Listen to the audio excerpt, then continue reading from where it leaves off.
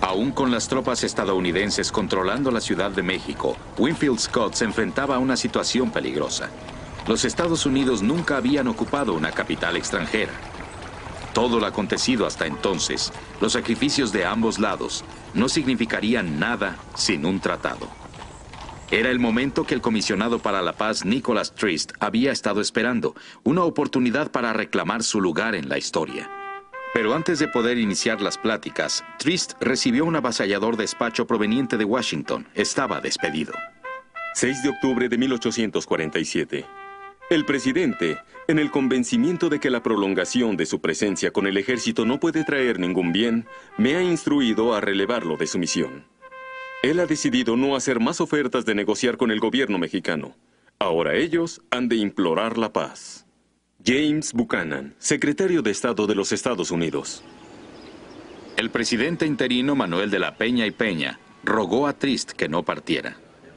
Durante semanas los líderes mexicanos se habían esforzado por configurar un gobierno lo suficientemente estable para siquiera intentar una negociación. En este momento se hace necesaria para los mexicanos también la negociación, porque hay el temor de la pérdida completa del territorio mexicano o de más territorio del que ya había sido ocupado en el norte y demandado por los Estados Unidos.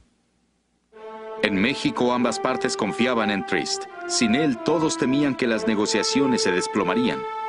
Bajo presión tanto de Scott como de la Peña y Peña para que no se marchara, Trist tomó una decisión.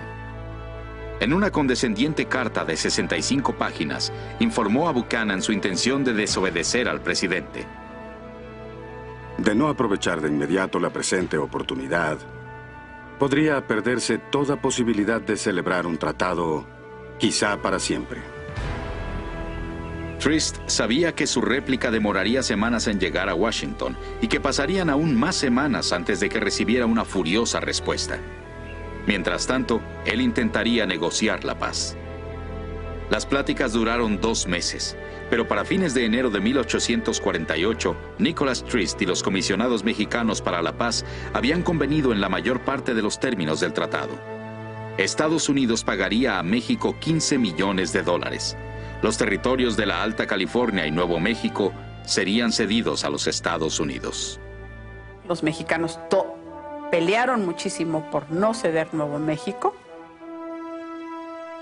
Pelearon por retener el sur de California, que también era el más habitado por mexicanos, y pelearon sobre todo por la parte del Nueces al Bravo.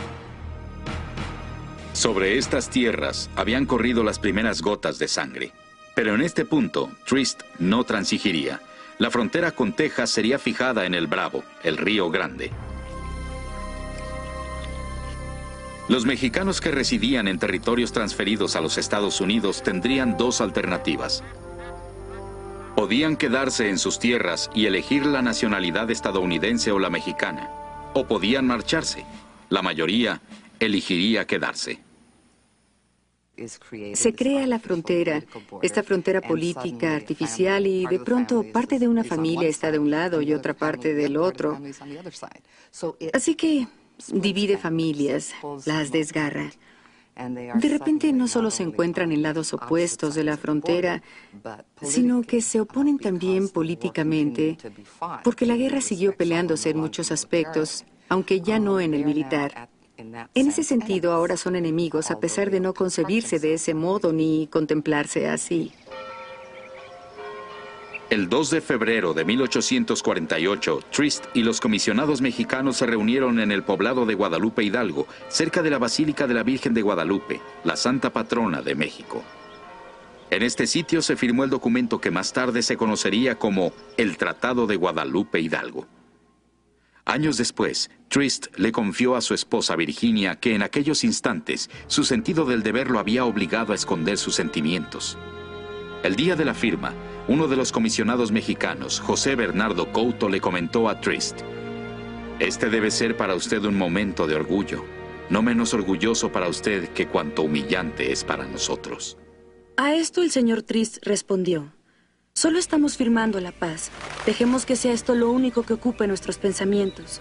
Pero al contárnoslo a nosotros, dijo: Si esos mexicanos hubieran podido escudriñar mi corazón en esos momentos, hubieran sabido que mi sentimiento de vergüenza como americano era mucho más intenso de lo que podría ser el de ellos. Virginia Trist. El tratado llegó a Washington el 19 de febrero. Polk aún estaba indignado por la insubordinación de Trist, pero al presidente le preocupaban también los extremistas expansionistas que podrían intentar prolongar la guerra. Puesto que en sí el tratado le pareció aceptable, Polk lo sometió al Senado sin alteraciones. Sabía que se opondrían fieramente a aquellos que querían quedarse con México entero. Debemos mandar a ese país un ejército con poder suficiente para desarticular la resistencia. La anexión de todo México es un proyecto glorioso. New York Herald. Pero había otros en el Senado que temían las consecuencias que podría tener el otorgar la ciudadanía a los mexicanos.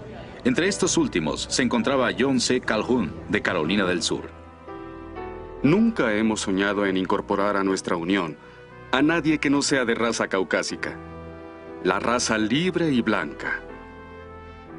Los enormes infortunios de la América española se remontan al error fatal de situar a estas razas morenas en igualdad con la raza blanca. John C. Calhoun. A fin de cuentas, los moderados prevalecieron y el Senado aprobó el tratado. El sueño estadounidense del destino manifiesto se había hecho realidad. Desde el Océano Atlántico hasta el Pacífico, esa nación se había convertido en una potencia transcontinental. Ahora tocaba a México ratificar el tratado.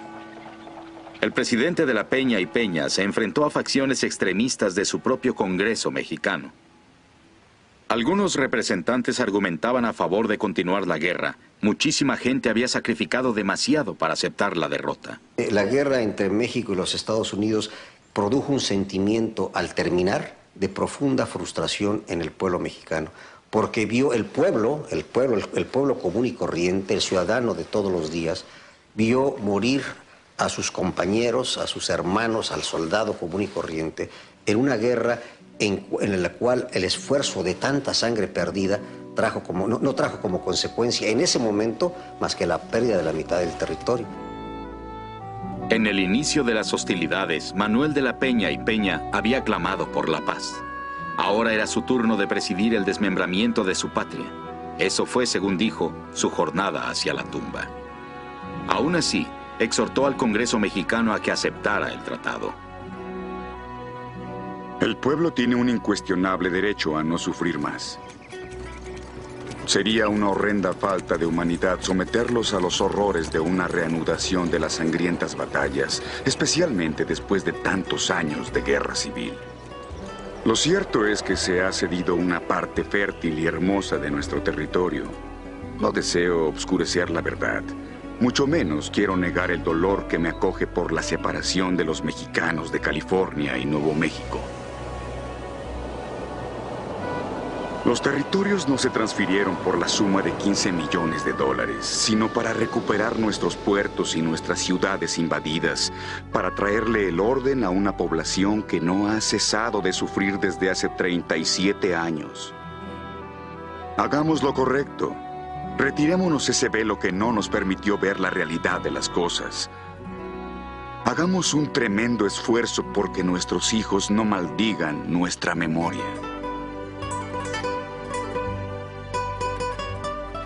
El 30 de mayo de 1848, el Congreso mexicano aprobó el tratado. La guerra había llegado oficialmente a su fin. Era el fin de todo un sueño, el fin finalmente de la grandeza novohispana. Se había disipado, ya no existía desde hacía tiempo, pero todavía quedaban resabios y de repente, pues era obvio que todo era historia.